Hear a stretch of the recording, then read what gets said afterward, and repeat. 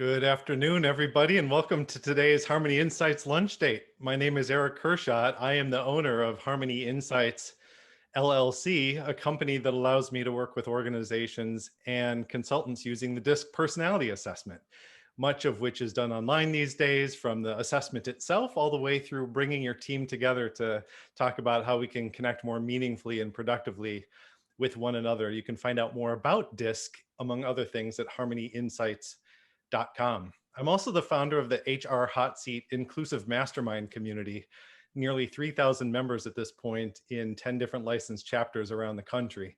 And we're bringing HR folks together, HR practitioners, people who want to get into HR, people who serve HR folks together virtually, entirely for free, once a month to support one another, share resources, tackle common challenges. The list goes on and on. But you can find out more about all of that at hrhotseat.com. You are here today for a lunch date. I started these in April to remain inspired by colleagues and friends who inspire me, and started inviting other people along for these conversations and found out that they were really well received by others. And so I've kept it up ever since. And today's lunch date, my guest today, my featured guest today, Desmond Clark, makes that short list of friends and colleagues who inspire me. So right off the bat, Desmond Clark, welcome to today's Harmony Insights lunch date. Thank you for having me on. So Desmond, I really appreciate you being with us. And we were introduced by a common acquaintance, Jill McGinty, because she had met you at the elite group here in Chicago, Executive Leaders in Transition Exchange for HR and finance professionals. She recommended that we talk, and we had a great first conversation and have had several since. And I invited you to join me today as my featured guest for this lunch date, and you jumped on that opportunity. So thank you so much for being here. Oh, absolutely. I see it as an honor and a privilege to be here. So it's kind of funny. I don't know if I mentioned this to you, and I'm going to admit this right off the bat. Some of you are going to laugh at this. So I grew up following the NBA.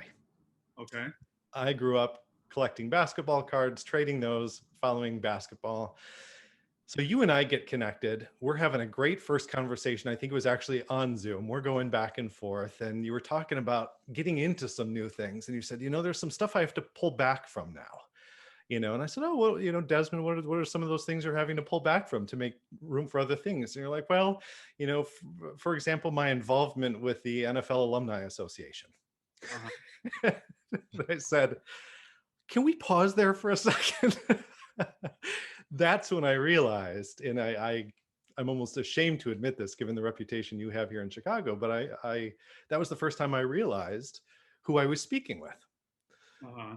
Oh, this is your first time telling me this. I didn't know that.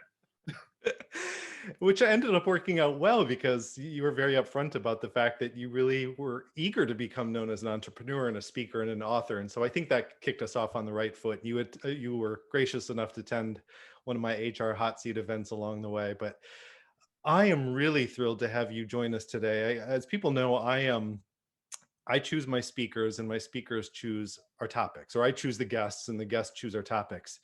And the topic you chose for our conversation today, you titled The Principles of Winning, which I know is also the title of a book that you recently put out. What is it about this particular topic that you are so passionate about? Passionate enough not only to speak today, but to write an entire book about it? Yeah, I just think when you talk about principles of winning, I believe everybody has greatness in them. Sometimes we can't see it ourselves. That's how I was as a young man. It took other people to point it out to me so I could see it myself. And I think a lot of it is very, very simple processes and simple mindsets that we have to take in life to get to our potential. And those are the things that I really talk about in principles of winning. It's just mindset and different processes, because I think that we all have, like I say, that greatness within us to accomplish the things that we want out of life. But I always say this: the want to is different from the being willing to. Those are two different things. And those who are willing to endure the tough times and go through the processes of actually winning, those are the people that actually win. So I love talking about these things because it's in every aspect of life. I don't care if you're talking about personal, family, relationship, professional, whatever it may be. I think those concepts, they cover the whole, they cover the entire gamut. When I put together the event description for our conversation today, I put in there how often we hear metaphors and analogies to sports, professional sports and of all sorts. And rarely are they coming from people who have actually played those sports. They're just so common these days, right? But yet you are somebody who knows firsthand uh, the value that these metaphors have in the business world, given your own experience. Can you give people a sense of, we have a number of people joining us. We have HR professionals, we have business leaders, we have folks in job transition. It sort of runs the gamut. But can you give everybody who's with us just an idea of your athletic background? Yeah, I grew up here in Lakeland, Florida, where I'm sitting at today. Just moved from Chicago, but eventually we'll be moving back in the summer. High school football here with a number of great athletes. The greatest being Ray Lewis. A lot of people know that name. Was fortunate enough to get a college scholarship to play at Wake Forest University. After leaving Wake Forest, I was drafted by the Denver Broncos in 1999 in the 6th round as a tight end for the Denver Broncos. Played my first 3 years with Denver. Played 1 year in Miami before I transitioned as a free agent to Chicago. And I finished up my last 8 years with the Chicago Bears and had a pretty good 12-year career. So people still remember that in Chicago, and I appreciate that very much. Much of which I am learning about now for the very first time. So there may be some people like me on this call, and there are probably a handful of people that say, like a good friend of mine who's on the call today, when I said, should I have known about all of this? He said, yes, Eric, of course you should have known about all of this, but it's never too late, right? And you're going to have to move back soon so that we can sit down again. I've always enjoyed our conversations. I would love to talk about a number of things, and we're going to have to narrow it down for the time that we have today. But I always ask my guests, what are some of the challenges that you feel our audience faces along the lines of the topic that you've discussed today? So we'll talk about winning in business, winning in the workplace, and doing these things now in the time of coronavirus, where there's a global pandemic that is keeping a lot of businesses and a lot of business leaders from meeting their goals, building their teams, growing their businesses. What are some of the challenges that you see people face both individually and organizationally?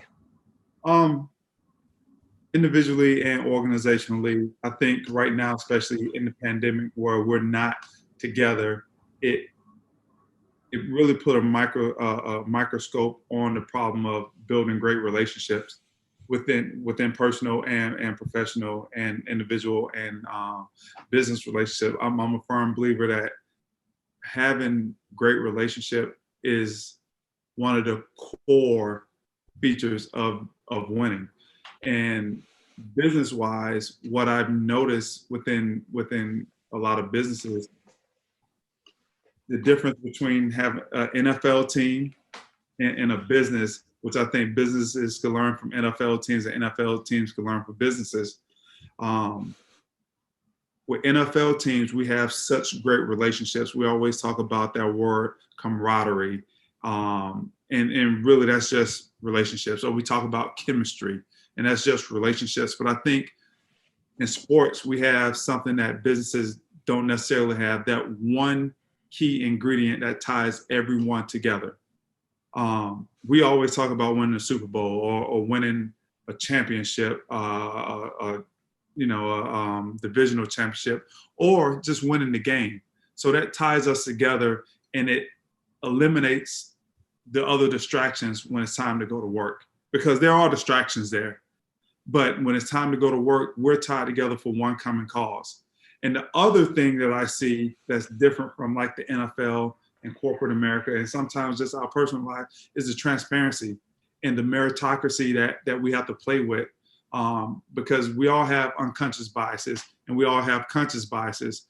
But when you have the transparency there, like in the NFL where you see everything on video, you watch the film, you watch the tape, and the coach can like a player all he wants to. But if that player is not getting it done, the whole organization is able to see that.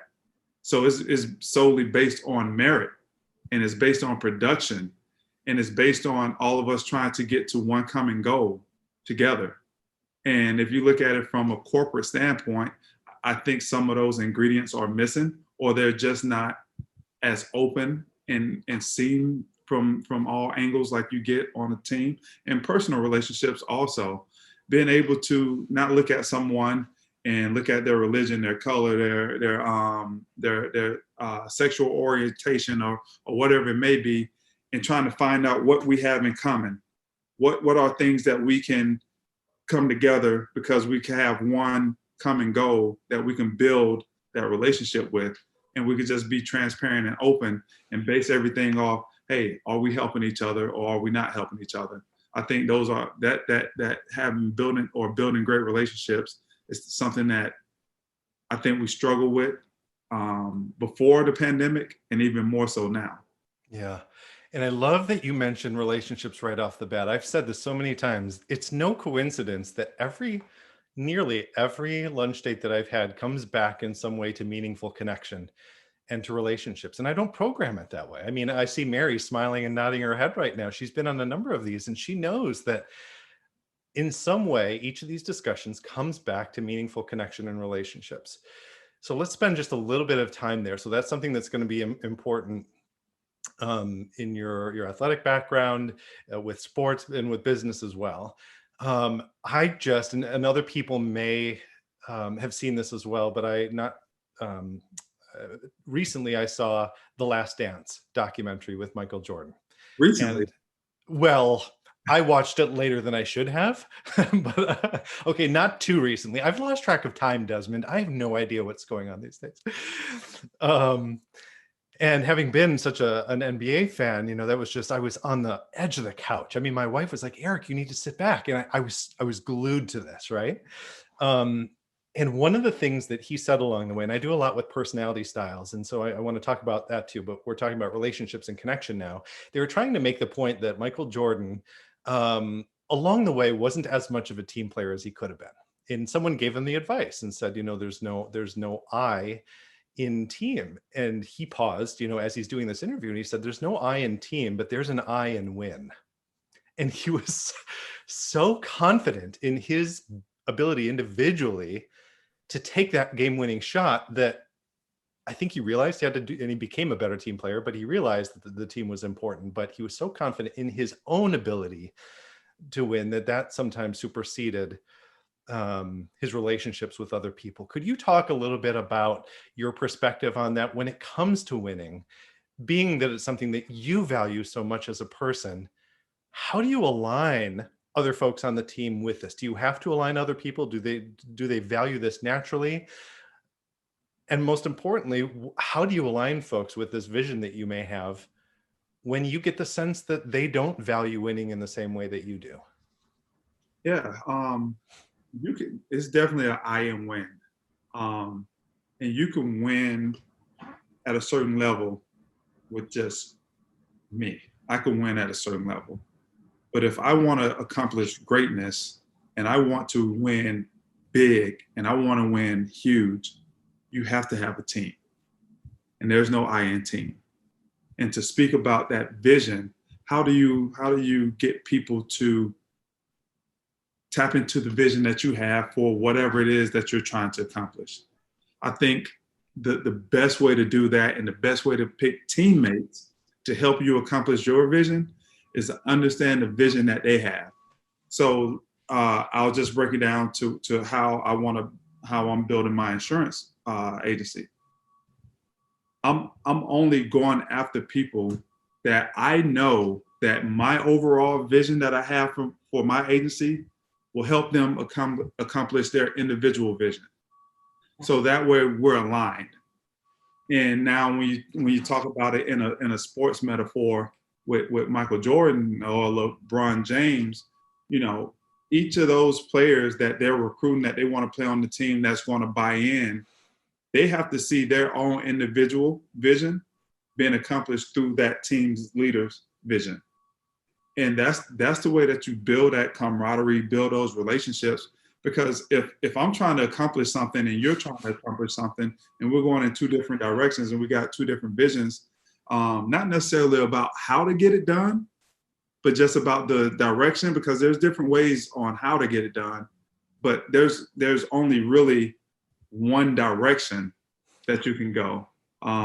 You know, if me and you both trying to go to Canada, we can only go north.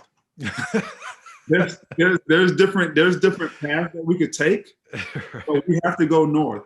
So those visions have to be aligned in direction more so than path. And I believe that's what companies and that's what individuals have to do, tap into other people's individual visions and make sure that your vision is going to help them accomplish theirs. I love that. And I think it's so appropriate these days with probably so many people looking to get to Canada. So I appreciate that you remind us that it's directly north of us. That's helpful. You're kind of, one of the things that I'm picking up in what you're saying is that there may be a single direction, but people are going to have different ways to get there. I mean, you did literally say that. Some people are going to value what you value and some people won't. And that really speaks to the experience that I have with personality styles and communication styles, that some folks are really going to be very competitive and winning is going to be important to them. And other people are going to say it's not really about being competitive, but it's about the team building. It's about the relationships. And their focus is elsewhere. Have you found when you happen upon people who value winning less than you do or aren't as focused on it, that that your goal is to convince them in some way that being more competitive than they are is going to be valuable to them? Or do you really take time to understand what they individually value and play that up? And I'm not leading to anything. I mean, there's no right or wrong answer here, but I'm always interested when I speak to people who are as competitive as I know you to be now. Is that something that you hope other people will also be? Or do you look at your team as a collection of various values and various styles and various preferences?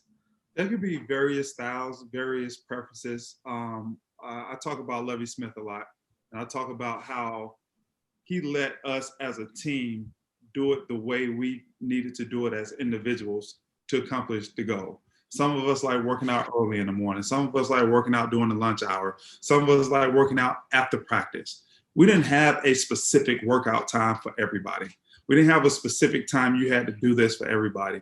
Certain things that we had to do as individuals, you get it done on your own time. I was an early morning person because I wanted to be home when the kids came home. Other people didn't have kids. They work out later, but we all got it done.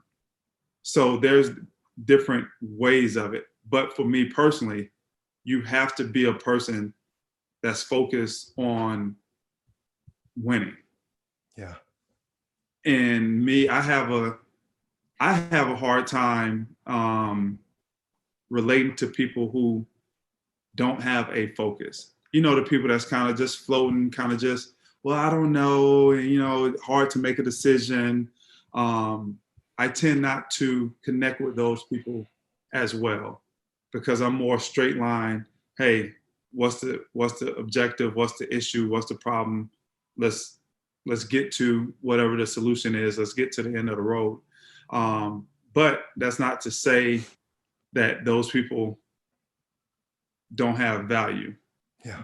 The one thing that I have for the people who I involve myself with is that they're trying to quote unquote win at whatever it is that they're doing, and they want to get to that ultimate goal, that ultimate vision of whatever they're spending their valuable time every day trying to accomplish.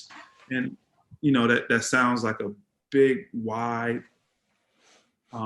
overall arching statement, but I find that some people don't know what they're trying to get accomplished. They don't know what the goal is for the day or what the goal is for next month or what the goal is for the year. And I have a hard time relating to those type of people. Yeah. I should make mention that we have in the chat here, Mary has chimed in and said, correct me if I'm wrong, I think Des holds the #2 slot for tight end stats behind Mike Ditka. That would be correct, Mary. All right. Mary had a chance to connect over a Zoom call a few weeks ago. Yeah, excellent. She's been looking forward to this conversation. And I know she's heard you, as I have in other places. You've spoken with Tim Schum from Lucas James Talent Partners on Fireside Chicago. You've spoken with O'Brien McMahon on his People Business podcast. He's with Locked In. Those are a couple of interviews that I will link in my follow-up email to attendees today so they can hear those conversations. I don't want to replicate those, but I was fascinated by your interviews with them. You said something with O'Brien that I thought was so interesting, because we're spending all this time now talking about who people are individually, and they have different strengths, and maybe people are certainly paid different salaries along the way, and maybe treated differently in some ways.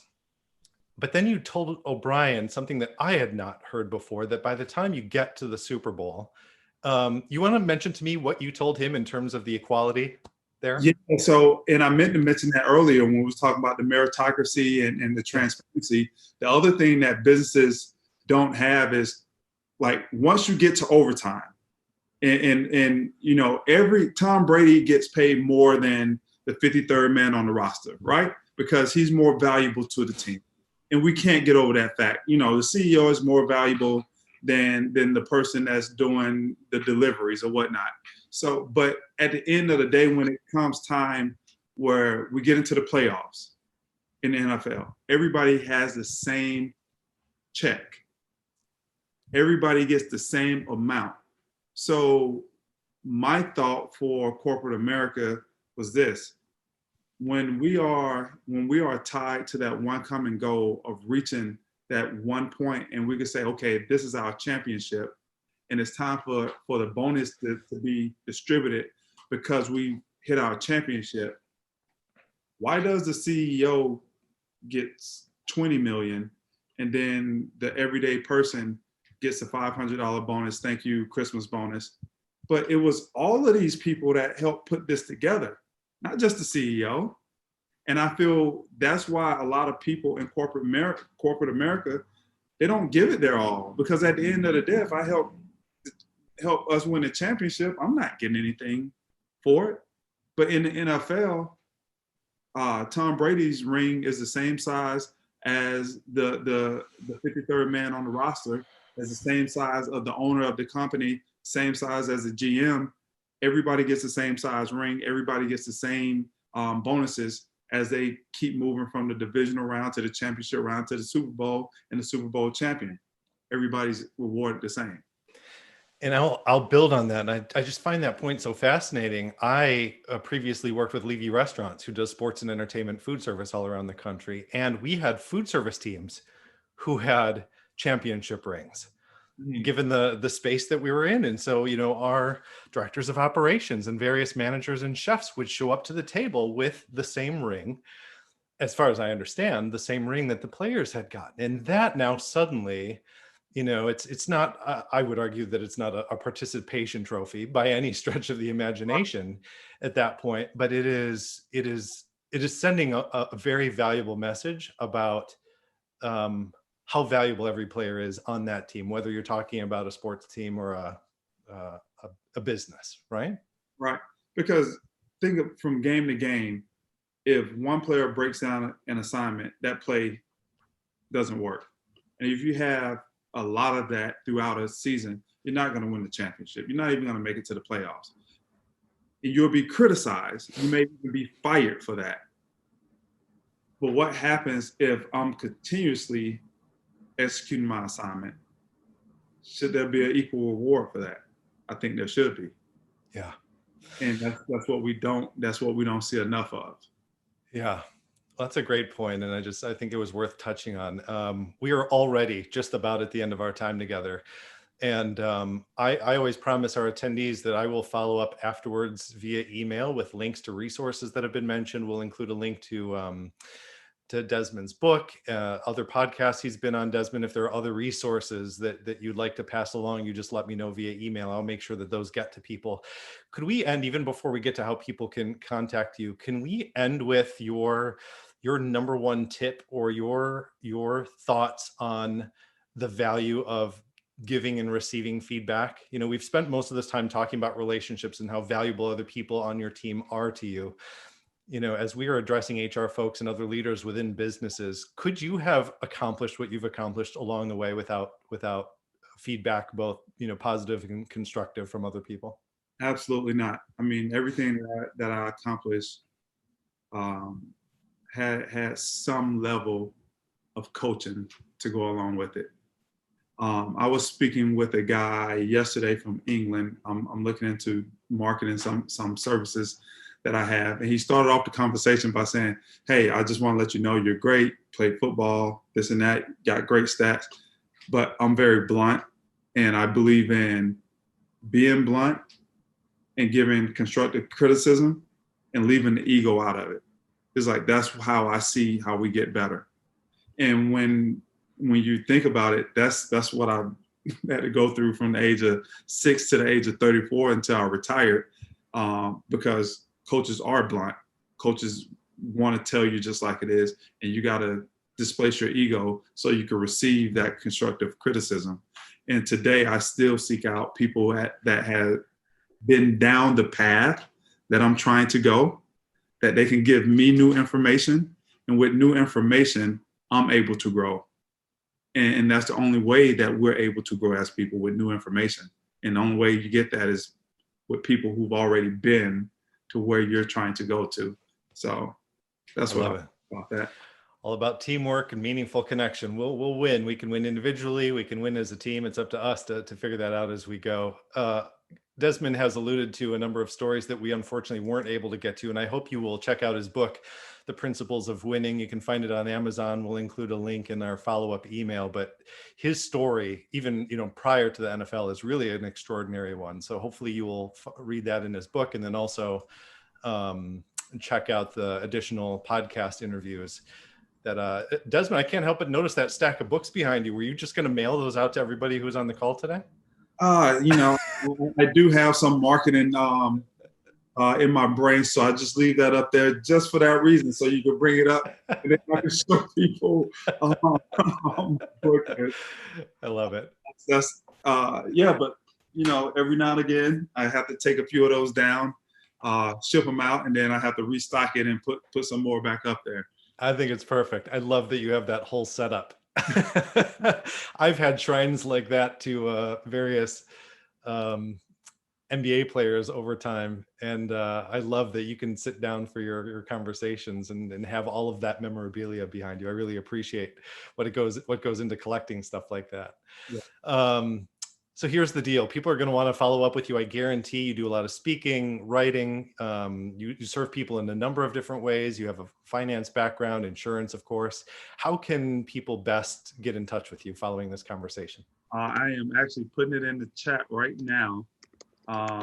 Is that a phone number? That is a phone number. My phone number's all over the place. People are always like, you just give your phone number. Yeah, I mean, if people really want to track it down, they could track it down anyway.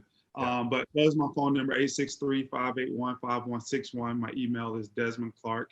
I'm desmond.clark@insurancepeople.com. And on social media, Instagram, Twitter, it is Des Clark 88. On LinkedIn, of course, is my name. And on Facebook, of course, is my name. So reach out. I try to be accessible as possible. Yeah, just reach out, and if I can help anybody in any way, I'll do my best. I love it. Are we tight enough yet that I can refer to you as Des going forward? Oh, absolutely. All right. Excellent. Well, Desmond, thank you so much for being here. If everybody else enjoyed this conversation as much as I did, you can go to harmonyinsights.com/lunch dates. We have only 2 coming up that remain in the year. And so you're going to want to make sure that you register for those. Next Thursday, November 5th, Parenting in a Pandemic with Jay Brown from Hub International, which is going to be a really interesting conversation. And then the final one, Thursday, November 12th, wrapping this all up, a friend of mine, Kim LeClaire from East Willow. We're going to talk about turning toward each other, a pandemic silver lining. And it's going to tie in or tie up all of these discussions we've had around meaningful connection with one another. If you need to go about your business today, you're welcome to leave with our blessing. Hopefully this has inspired you to do your work better, to go out and win in whatever way that unfolds for you. In the meantime, if you'd like to stick around, Desmond has been gracious enough, or Des, I should say, has been gracious enough to offer to stick around for a few minutes. If you'd like to unmute yourself to offer any contributions or ask any questions. In the meantime, Des, again, thank you so much for spending this time with us. This has been a long time coming, given the conversations that we've had, and I just really appreciate you'd be willing to be a featured guest on the lunch date. Absolutely. Again, it's an honor and a pleasure.